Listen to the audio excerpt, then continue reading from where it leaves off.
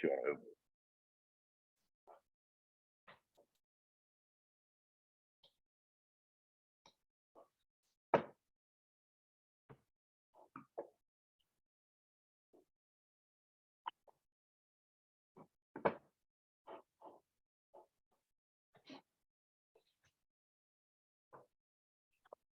Good afternoon for people joining. We're going to give a couple minutes to let folks get logged in and join. And when I see that stabilize, we'll get started with Dr. Horn's presentation. So give us another minute or two, and then we'll get started.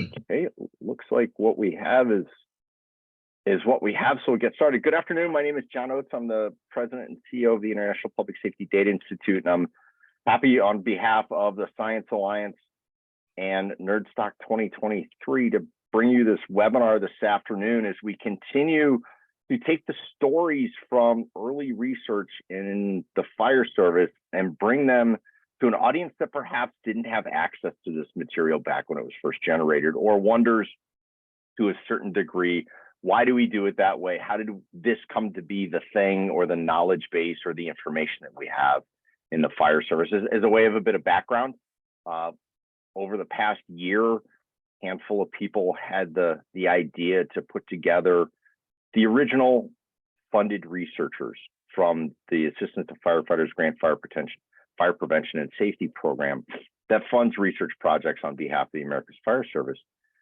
and go all the way back to when it started and look at the seminal research pieces that really drove change in America's Fire Service.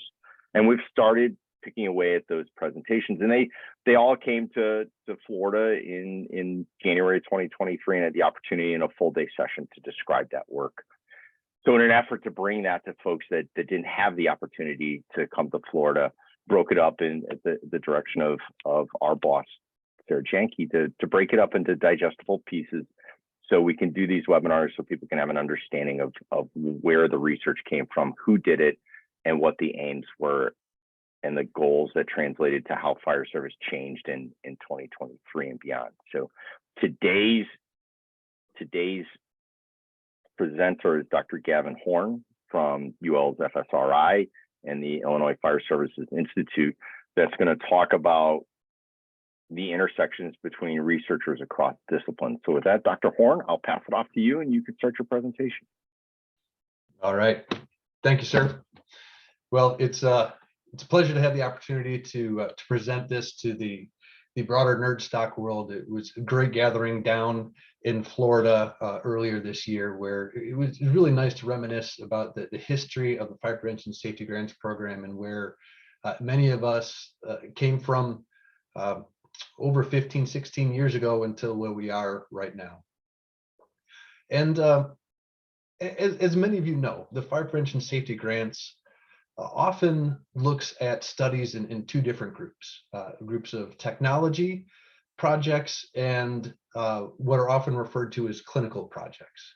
And there's a lot of great research that's been done across the country to help understand how technology can be developed to improve the health and the safety of firefighters, and through clinical research, understanding what are the risks that the fire ground or the training ground presents that increases the likelihood for certain health issues or disease risks within the fire service.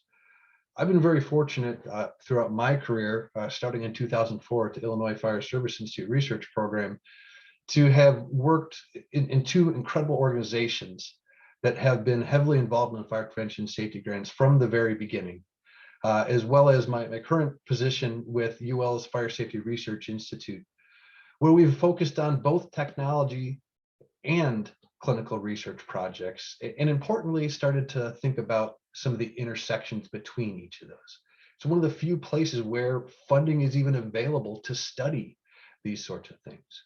And so I want to take you through a little bit of the history and start off with the motivation and why we care about the intersections between clinical and technology research in the fire service. And we'll start by looking at a snapshot. This comes from a study that we conducted at the Illinois Fire Service Institute, along with collaborators at FSRI and NIOSH. But it's a study of the fire ground and trying to understand some of the risks that we have on the fire ground. And you look at it from kind of 1,000-foot view here, actually a couple 100-foot from the drone. But as we look at the firefighters as they are responding to what's a relatively simple room and contents fire, in a coordinated attack scenario, we see all of the different risks. Well, we don't see all the different risks. We see many different risks that are facing the different firefighters. Now, immediately, our eyes might go to the fire, and we can see the flame and the smoke coming out of the side of this single-family residential structure. And we see that firefighters have pulled a line off of the apparatus, are getting ready to apply water to the fire, and other firefighters who have tools that are ready to force entry into the structure. And down in the bottom in the middle, we see the incident commander, who has not necessarily the same physical stressors on the body, but a lot of mental and psychological stressors in telling individuals what to do and where to work and how to work in a coordinated team. And we have the engineer who's working at the apparatus and dealing with some of the diesel exhaust, as well as the noise and the stresses of getting the water supply and the water out to the firefighters. And we can go all the way over to the right-hand side, the firefighters doing outside vent, swinging tools, throwing ladders, doing all sorts of different types of activities that we might have on the fire ground. And we see, in addition to all the physical stressors, in this case, it's a nice sunny day. So we have the heat from the outside that can impact the firefighters even before they go into this fire. We also see that in this case, we actually have a nice lift of the smoke. So there's relatively good visibility, but there's a lot of clutter on the ground, both from the hose streams and from what the firefighters bring with them, as well as a clutter that might be about around a residential structure. So there's a lot to consider when we have the fire ground, a lot of intersections where the risks can come from different locations. But I want you to take a look at this exact same fire now, just a couple days later. Again, in a research study, we can control some things, the exact same structure, the exact same fuels, the exact same ventilation scenario, but small differences in the environmental conditions, where we have difference in humidity or pressure. And now, instead of that smoke lifting off the ground, the smoke is staying lower to the ground. And we see now the risks of setting up shop, of throwing ladders, of stretching lines, of even moving around the clutter in the fire ground provides a whole different level of risks in terms of visibility, also in terms of stress and what you can breathe in, how quickly we need to get masks and self-contained breathing apparatus on our firefighters. And the risks change for this exact same scenario, just with slightly different weather conditions. And then we can think about the stresses for the firefighters themselves. We often focus on the firefighters are going in that front door, that are putting water on the fire through an interior attack, or searching the interior of that structure inside where the fire and the heat and the smoke is being produced. But it's also important to understand there's a lot of firefighters are working outside, possibly doing outside ventilation, or that are looking at a 360 size up of the structure and the visibility risks that they might face, as well as the different environmental conditions. Or the firefighters have thrown the ladder and now working on the roof and the stressors that they're under, both physically swinging an axe or cutting a roof, but also the mental and psychological stressors of being in an elevated location where there's a fall risk. And finally, those doing overhaul. We often forget about the overhaul task, but oftentimes that's the task that takes much more time than the initial suppression. A bread and butter fire, those firefighters going inside that we see on the top right might be able to knock that fire in a matter of minutes. Yet the overhaul process can take tens of minutes up to hours wearing the same kind of gear. So when we see how complex this fire ground is, it's not surprising that the injuries and the fatality, the sources of fatalities on the fire ground are very broad and dispersed. So we can take a quick look at some of the statistics. This comes from the NFPA journal, relatively recent. This is actually from 2021. But we can see the cause of fire ground injuries are from a number of different sources. It's not just one source that we need to isolate in order to reduce those risks. We need to understand all of these different pieces. We often focus on the risks, and we develop technology for those firefighters going in, as we can see in the top right here. But we see typical year exposure to fire products results in about 10% of the fire ground injuries. And those are very important 10% of the injuries. We also understand that the gear that the firefighters are wearing is designed for the tasks, and the technology that they use is often used in all of these other activities, where we also have a large portion of injuries resulting from overexertion and strain, or slips, trips, and falls together, accounting for typically 50% of the fireground injuries in a typical year. As we develop technology and understand the clinical implications of the fireground, we need to think about this entire complex integration of the causes of injuries and fatalities on the fireground. While again, it's very important that we understand the risks for burns and asphyxiation while we're working inside the structures. It's also important to understand that in a typical year, on the order of 50% of the fireground fatalities are caused by sudden cardiovascular events such as heart attack and stroke. So as we look at this very complex fireground, we started to think about how we could start to pick apart some of those risks. And back in the early years, and again, this segment is looking way back to the beginning of when many of us started to work in the firefighting safety grants, Denise Smith and I started to think about it in a framework of overlapping factors, including broadly the environment, the individual, and the equipment that the firefighters wear and are using in order to understand where we might be finding some of the generation of these injuries and these fatalities. We don't have nearly enough time to go through all of the different contributing factors within the environment, but we know that heat and smoke are typically some of the most important things that we are concerned about being produced by the fire, but there's a whole lot of other things around the fireground that can increase our risks. We know there's a whole lot of things about the individual, both their preparation as well as their individual characteristics, that increase their risk or impact, in some cases, even reduce their risk for certain injuries and fatalities. And of course, the gear, the design of the gear, the way that the gear fits, how the gear works within the individual firefighter's body can also impact some of the risks for all of these different causes of injuries and fatalities. But back in 2005, what we chose to focus on, some of our very early studies, is understanding how technology can impact the heat stress that firefighters are wearing and how this can have clinical implications for the firefighters who are working on these firegrounds. Now, this initial view of the contributing factors doesn't include some of the occupational exposures, which now we know are one of the most important aspects that we need to consider.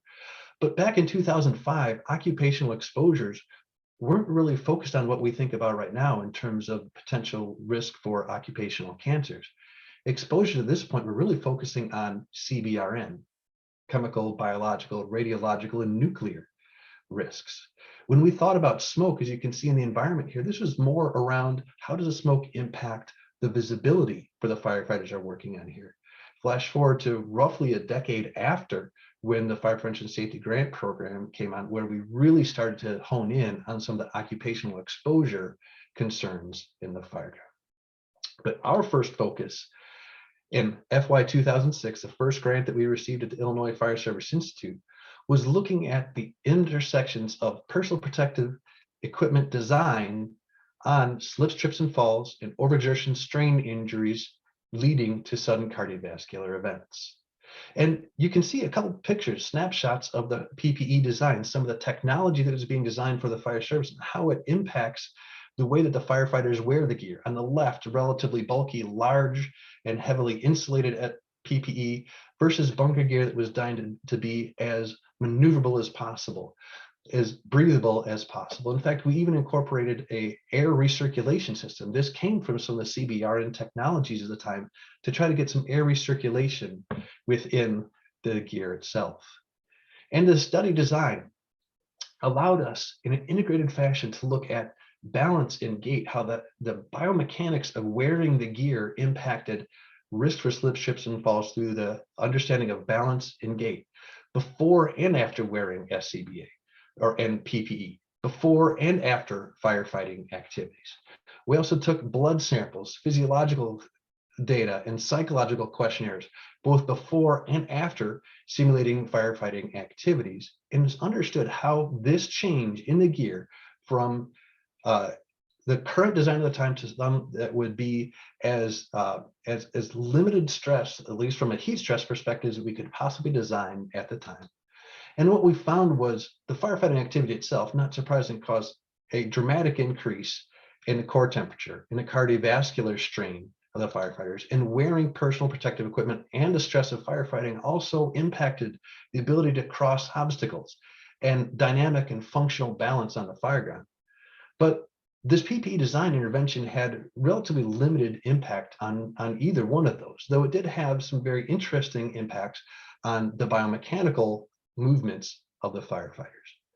But what this study did allow us, in addition to the initial look at heat stress, cardiovascular strain, and biomechanics, we were able to collect some of the most complete understanding of the cardiac and vascular responses to firefighting that were possible at that time, using some tools that were really laboratory-based tools, and brought them down into the apparatus bay of the Fire Service Institute. And this allowed us to understand what other interventions might be possible. So this study spawned other research focusing on the impact of rehabilitation in reducing the heat stress, and how some other interventions, some pharmacological interventions, such as vitamin C or aspirin, can reduce some of these risks, as well as the design of the self-contained breathing apparatus. A series of studies are still continuing to this day to understand how the SCBA design and the weight and the distribution of that weight on the body can impact slip, trip, and fall risk.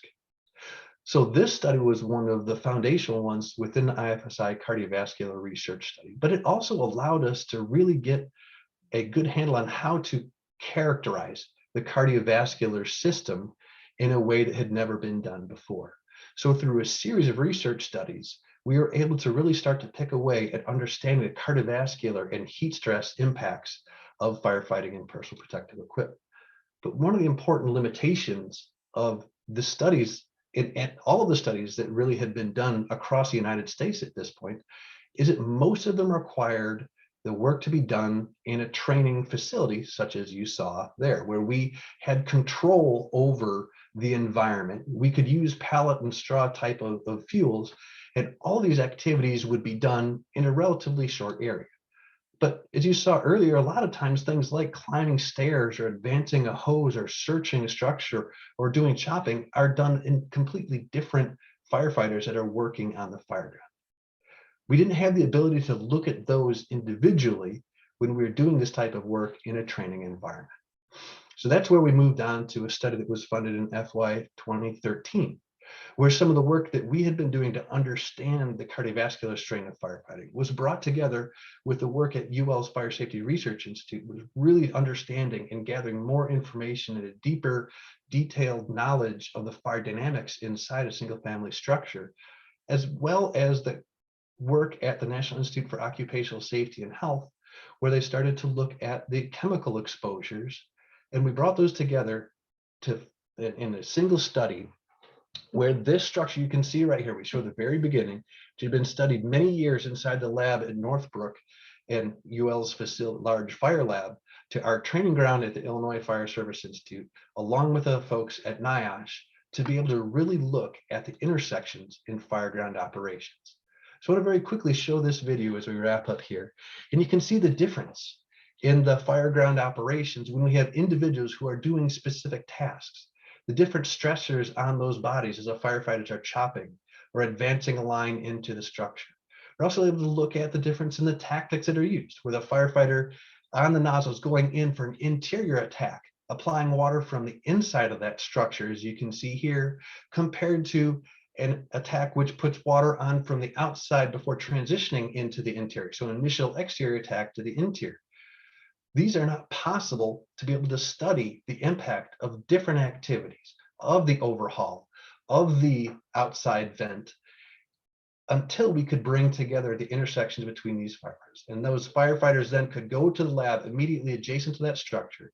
We could collect some of the same cardiovascular measurements in the same ways of estimating the chemical exposures, what got onto the skin, what got into the firefighter's body, and eventually we can find in the blood, in the breath, in the urine. These things aren't possible without someone funding research that can help build the confidence in each of these individual areas, and then fund the study at the intersections of these fireground operations. From this study, we've learned some very important things. such as the heat stress that's generated doing overhaul in outside vents, sometimes can be even larger than those on an interior tack, partially due to the amount of time working in a very heavy exertion in fully encapsulating bunker gear. Where we can find things such as changing the way that you apply water on the fire. While it might not have an impact on the heat stress for the firefighter, it can impact how much of an exposure actually gets into the body, as well as the risks for the occupants within those structures. So there's a great deal of research that will continue to be developed from these studies. And once again, this can only be found once we look at the intersections. So this is just a very quick look at a series of projects that have been conducted between the Illinois Fire Service Institute, the Fire Safety Research Institute, and the National Institute for Occupational Safety and Health. And these things which would not possibly be available without funding from the Fire Prevention Safety Grants Program. So I leave you by saying thank you very much to Kathy Patterson and everyone at the Fire Prevention Safety Grants Program for funding this work over the past 15 plus years, and for hope for the next 15 plus years where we're going to have funding moving forward. So Chief, thank you very much for that. Thank you, Gavin. And one of the things that popped into my head is in a lot of ways that the initial studies were quite some time ago. But if you could articulate off the top of your head, and I said there wasn't going to be any math, but maybe this is a little bit, how many follow-on studies have been born from that initial work and continue? You know, you go, it's 18 years ago, the world's changed, but how does that progression look in your world that we continue to build on prior research into future research? Well, that's a great question. And I don't know that I can answer it completely, other than what I do know that's been funded through the Fire Prevention and Safety Grant. So that first study that we conducted with FY 2006 money was a one-year project. So back in the day, we had 1 year to spend $1 million and to collect as much data as we possibly could over that time. As I said, that spun off a number of studies focusing on pharmacological interventions. So a study on vitamin C, a couple of different individuals, the studies who've looked at the impacts of aspirin on the cardiovascular, particularly cardiac responses to the firefighting activities. At least 3 different studies that looked at rehab, some of those that we conducted at the Illinois Fire Service Institute, and many of those that were conducted around the world. That really led us into the next study that I talked about that we conducted in FY13, where again, we bring together the different groups from FSRI, IFSI, and NIOSH, where now we have enough confidence in all of those tools that we were developing over the first 5-6 years, that we can now apply those in a more realistic firefighting setting, which also spawned a number of projects. That one that I shared focused on the fire guard, but then we also did a follow-up focusing on training fires. Then we did a follow-up focusing on different designs of personal protective equipment, both how the equipment is designed, but also the care and maintenance. So repeated laundering of the gear, because now we're starting to understand the importance of cleaning the gear.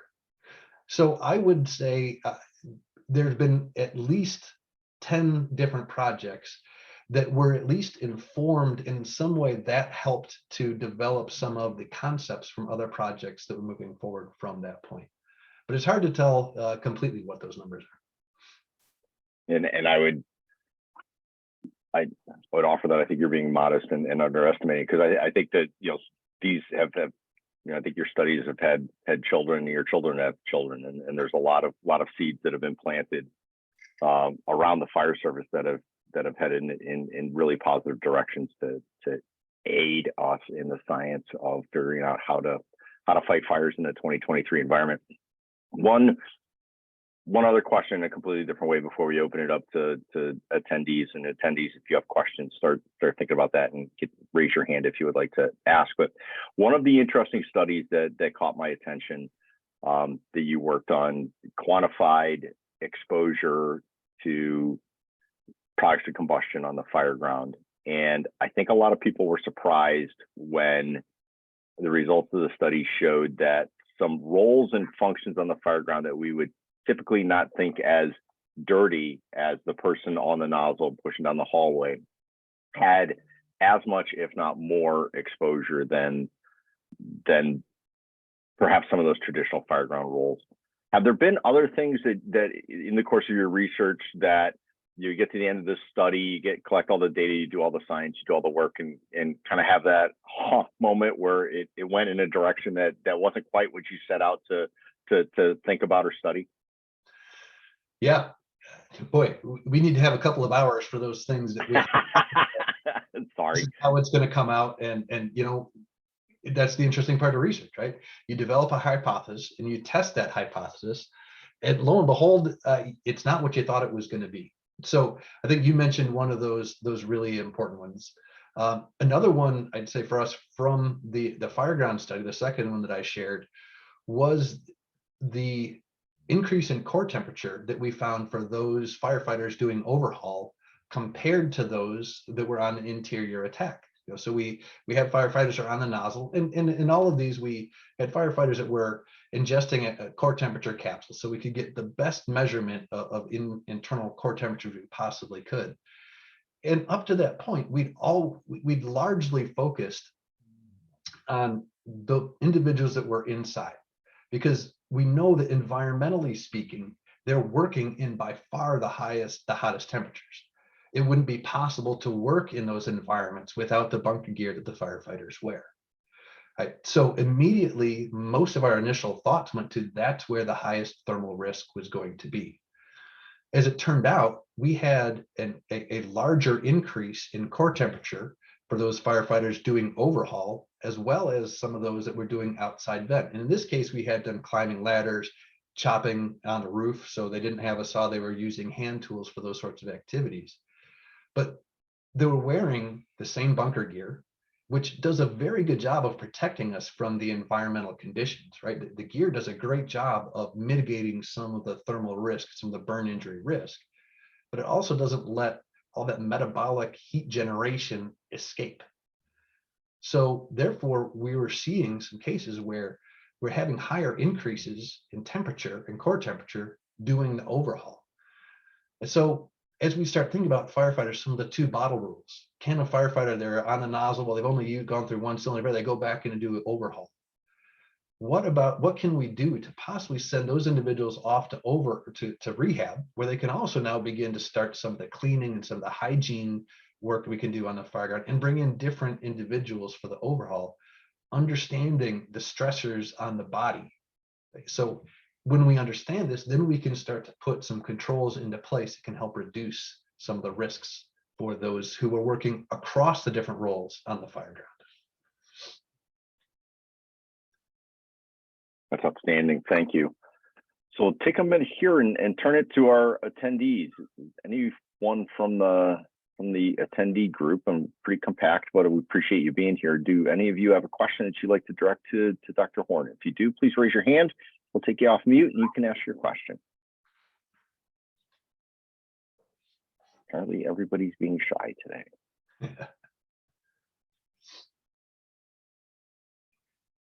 Which is fine. Thank you for attending. I'll wrap up with this question, because it's always, you've been engaged in fire service research and around the fire service for a significant portion of your career. Are there things that you have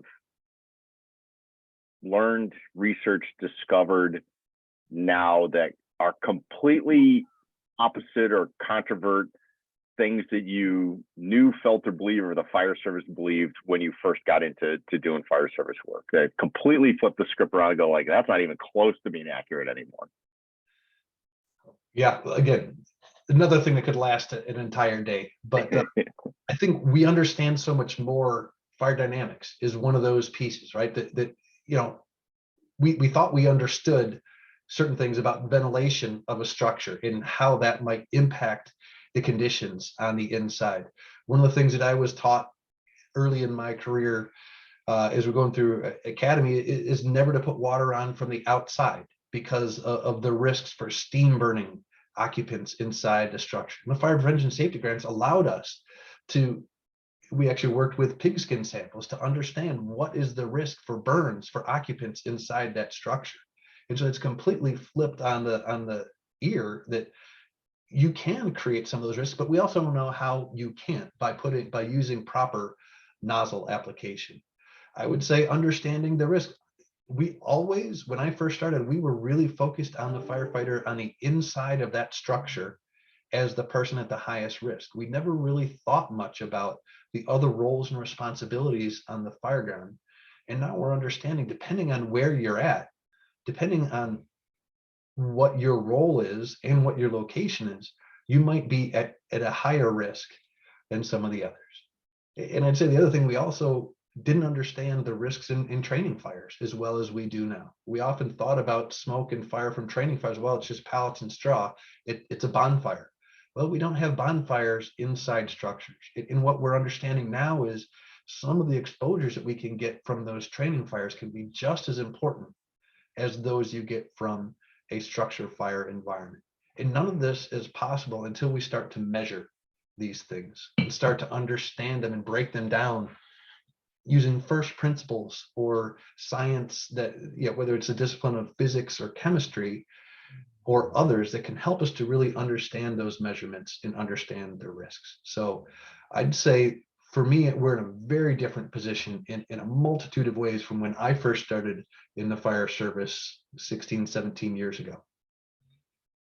And I would compound that with, I think the fire service is a massive benefactor of that research, the research that others have done that makes us smarter, more able to provide service to the citizen and do it in a way that's perhaps significantly safer than what it was even a decade or two ago. And in the lifespan of the fire service, a decade or two ago is not that long. So certainly as somebody, as a practitioner that ate up as much of that as I could and tried to apply it in the places that I work, I appreciate, again, what you've done, what ISFSI has contributed, what FSRI continues to contribute to make us better at what we do to enable us to better protect the communities that we've sworn to serve. So thank you for that. Final thought. I think we are in a place, we've said this many times. I know Sarah has mentioned this as well. And maybe has even coined the term, but the golden age of research. This is an area in the fire service where there's been an explosion of understanding in some of the things that I've talked about, but also the rest of this series of studies. It's impressive. It's incredible. We've all learned a lot. We've gained a lot from it, but it doesn't happen if we don't have a funding source like the fire prevention safety grants and people like Kathy Patterson who are continuing to champion that program and continue to move it forward and fight the political fight that's necessary to keep this funding so we can continue to understand those risks as we evolve. So thank you to everyone who's involved in this research enterprise. And I think that's a great way that we'll end it on that note, that currently as we speak and as we talk today, those programs are up for reauthorization, and there's a tremendous amount of effort across all of the America's Fire Service organizations, career combination, volunteer, wildland. I don't care what segment of the fire service you serve, your constituent group from the National Volunteer Fire Council, the IFF, IFC, CSFI, please take time to reach out to your representatives to ensure that all of those programs, fire prevention and safety, assistance firefighters grant programs, SAFER, are reauthorized to the levels that are necessary to ensure robust grant programs, an effective U.S. Fire Administration, a National Fire Academy that continues to provide cutting edge education, all the things that have allowed us to get to this point, and researchers to do the work that they've done. So if folks can take that to action to continue this strong work, that would be helpful across many ways. So with that, I think we've come to the end of our allotted time.